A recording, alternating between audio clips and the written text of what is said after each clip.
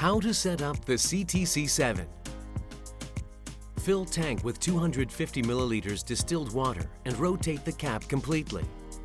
Connect the tubing to CTC-7 until hearing a click sound and follow the same to wrap. Lock the flow pipe horizontally or water will spill. Insert power cord to socket on the upper left side of CTC-7 and turn on the power switch.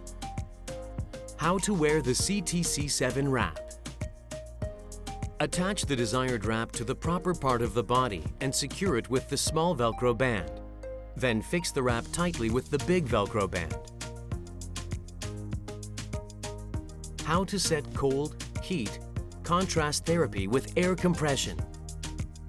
Dial the knob wheel to desired therapy icon and press the knob wheel.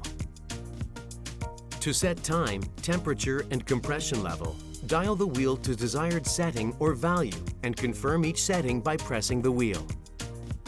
Press Start, Stop button to activate the settings. How to clean the water tank. Fill tank with distilled water.